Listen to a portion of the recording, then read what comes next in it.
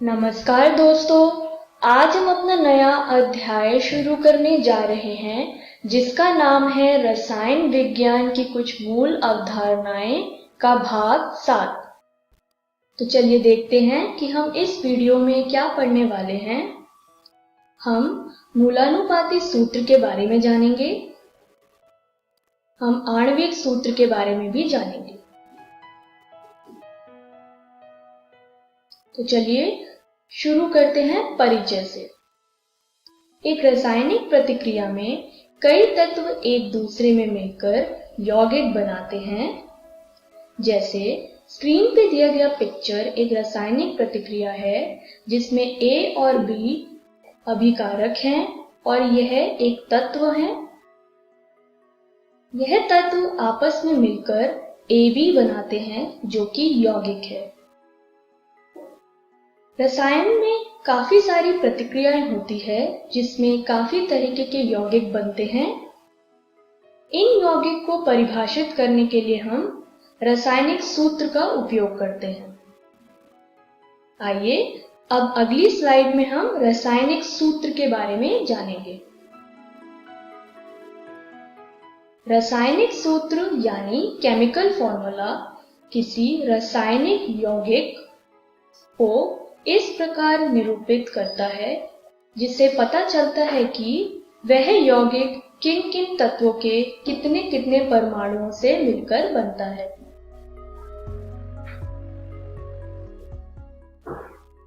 रासायनिक सूत्र दो तरीके के होते हैं।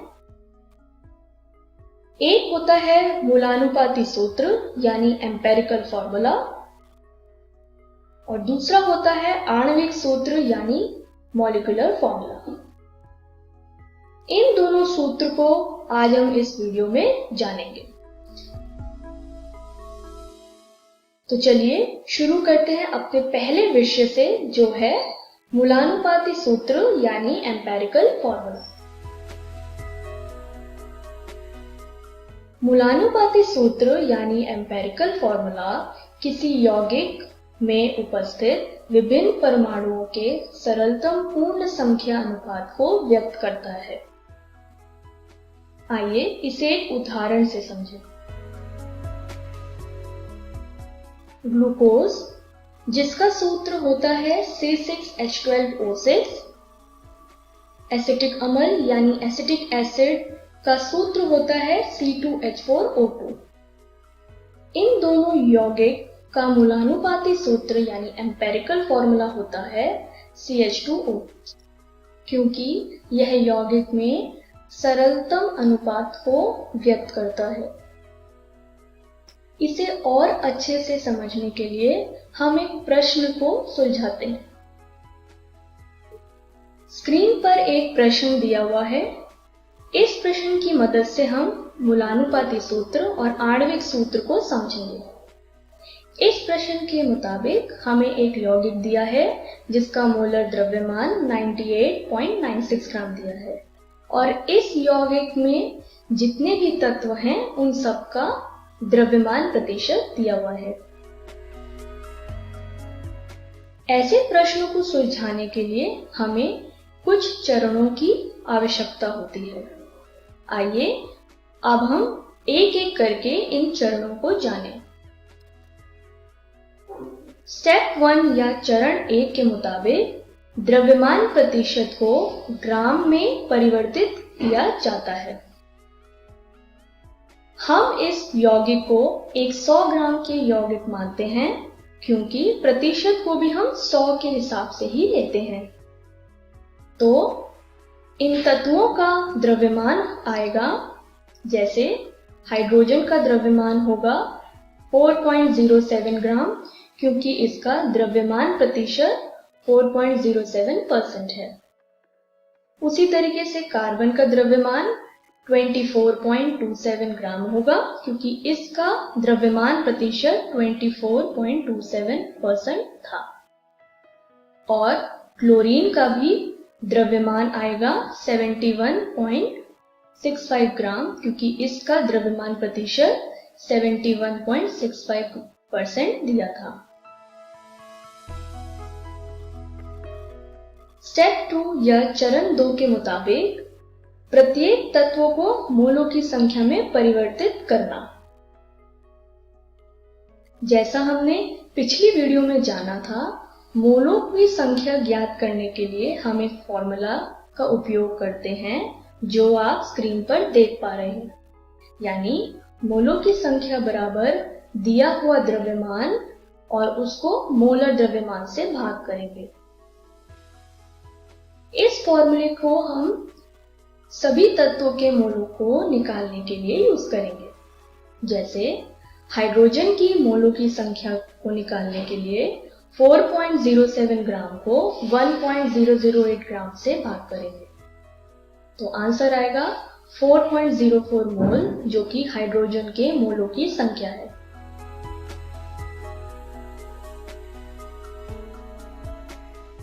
उसी तरीके से क्लोरीन के मोलों की संख्या को भी हम निकालेंगे, जैसे कि आप स्क्रीन पर देख पा रहे हैं।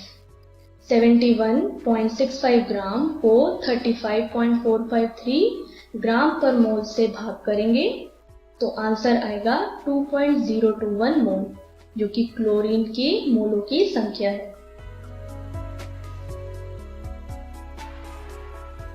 सेम फॉर्मूले को यूज करके हम कार्बन के मोलों की संख्या भी ज्ञात करेंगे, यानी 24.27 ग्राम को 12.01 ग्राम से डिवाइड करेंगे, तो आंसर आएगा 2.021 मोल। इस तरीके से हमने सभी तत्वों के मोलों की संख्या को ज्ञात करा। अब हम अपने चरण 3 पर चलते हैं। चरण 3 यानी स्टेप 3 के मुताबिक पर्याप्त मोलों की संख्या को उनमें से सबसे छोटी संख्या से विभाजित करना। जैसा हमने पिछली स्लाइड में पढ़ा था, सबसे कम संख्या है 2.021, तो इस संख्या को बाकी तत्वों के मोलों की संख्या से विभाजित करेंगे। आइए देखते हैं कैसे। हाइड्रोजन की मोलों की संख्या थी 4.04, तो इसको 2.021 से विभाजित करेंगे, तो आंसर आया 2। उसी तरीके से कार्बन के लिए भी करेंगे और क्लोरीन के भी करेंगे। दोनों ही केस में आंसर आएगा 1।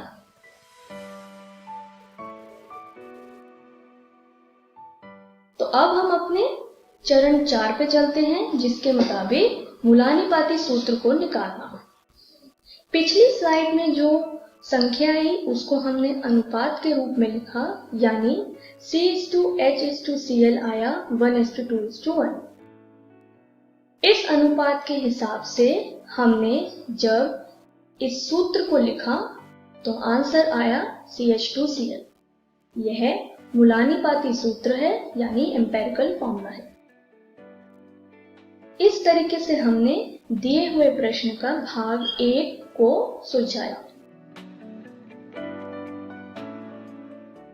आइए अब अपने अगले विषय पे चले, जो है आणविक सूत्र यानी मॉलिक्यूलर फॉर्मूला।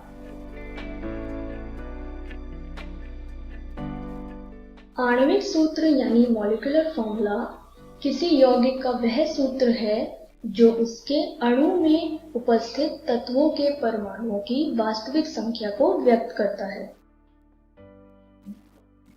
आणविक सूत्र या तो मूलानुपाती सूत्र के समान होता है या उसका सरल गुणांक होता है। आइए आणविक सूत्र को एक उदाहरण से समझें। ग्लूकोज का मूलानुपाती सूत्र होता है CH2O, जैसा हमने पिछली स्लाइड में पढ़ा। इसका आणविक सूत्र होता है C6H12O6।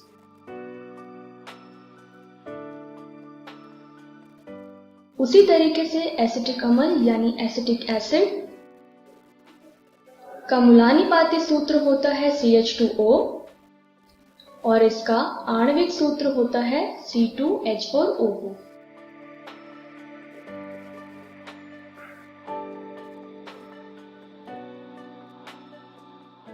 स्क्रीन पर हमें वह समान प्रश्न दिया है जो हमने मूलानुपाती सूत्र को समझने के लिए सुलझाया था।